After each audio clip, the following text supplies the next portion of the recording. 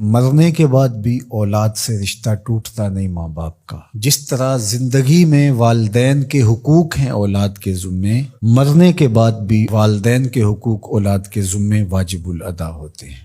مختلف احادیث میں ان کا ذکر موجود ہے۔ پہلا حق الصلاۃ علیہما، ان پر جنازہ پڑھنا ہے۔ تجہیز و تکفین تدفین اس کے زمرے میں آتی ہے۔ وہ اولاد خوش نصیب ہے جو اپنے ماں باپ کا یہ حق ادا کر پاتی ہے، ورنہ ایسے بد نصیب لوگ بھی ہیں جنہیں جنازہ آتا نہیں ہوتا اور ساری زندگی لوگوں کے جنازوں میں جا کے رسم ادا کر کے آ جاتے ہیں، اور جب اپنے ماں باپ انتقال کر گئے تو یہ دھوکہ پھر ان کے ساتھ بھی انہیں کرنا ہوتا ہے۔ تو وہ کیا سوچ رہے ہوں گے کہ یہ ماں باپ کے مرنے کے بعد ان کا پہلا حق تھا جو ہم نے ادا نہیں کیا۔ دوسرا حق استغفار لہما، ان کے لیے بخشش کی دعا کرنا، مغفرت کی دعائیں کرنا، اے اللہ ان کی مغفرت فرما۔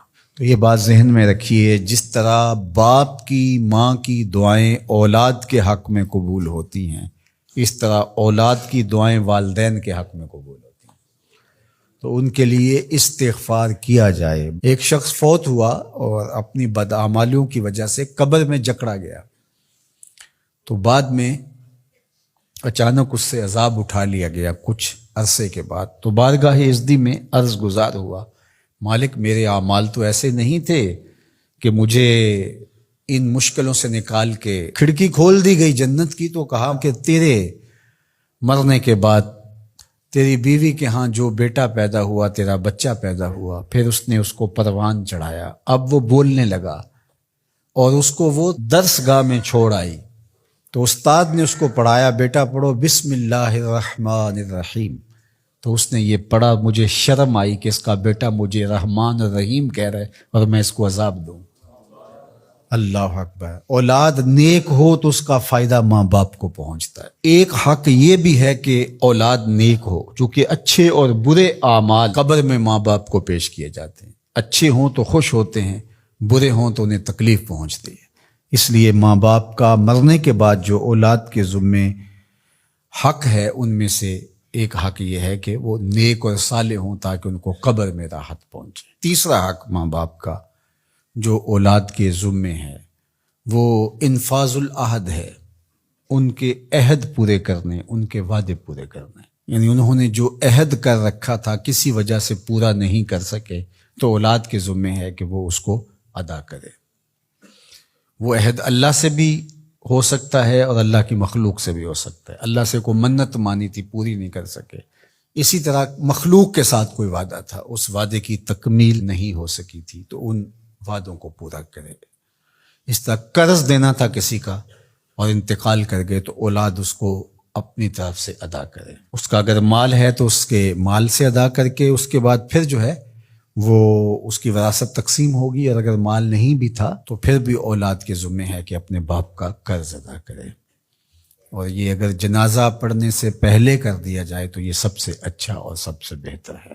ایک تو یہ ہے کہ انہوں نے جو وعدے کر رکھے تھے، ان کے جو عہد تھے وہ پورے کرے، لیکن اس کے زمرے کے اندر وہ واجب کی سطح تک تو نہیں ہے، لیکن ان کے حقوق میں سے ہے کہ ان کے معمولات خیر کو جاری رکھے۔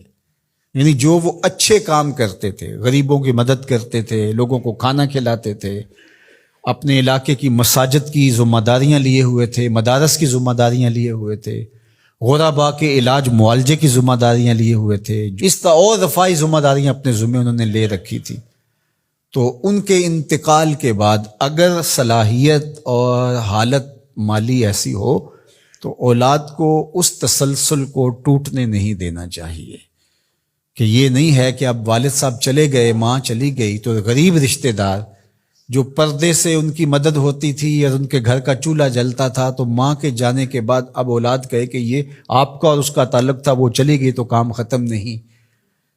اس معمول کو جاری رکھیں، قبر میں ماں کی روح خوش ہوگی، روح بھی خوش ہوگی، اور اس کا اجر آپ کو بھی ملے گا، اور برابر اتنا ہی اجر آپ کے ماں باپ کو بھی قبر میں ملے گا، اس لیے کہ اس کار خیر کو شروع انہوں نے کر رکھا تھا۔ تو جو معمولات خیر ہیں ماں باپ کے، ان کو جاری رکھا جائے۔ چوتھا حق ماں باپ کا مرنے کے بعد جو اولاد کے ذمے عائد ہوتا ہے وہ ہے بر الاصدقاء، حسن سلوک کرنا باپ کے دوستوں کے ساتھ اور ماں کی سہیلیوں کے ساتھ. خالہ ماں کی جگہ پہ آتی ہے اور چچا باپ کی جگہ پہ آتا ہے. تو ماں کے انتقال کے بعد جو ماں کی طرف سے رشتہ داری کا سلسلہ ہے اس کو توڑ نہ دیا جائے کہ اب ماں نہیں رہی تو رشتے بھی ختم، اس طرح باپ نہیں رہا تو رشتے بھی ختم. تو ان کے ساتھ صلہ رحمی کی جائے. مرنے والے والدین کے حقوق کو کون ہے ایسا دین جو اس طرح بیان کرے گا؟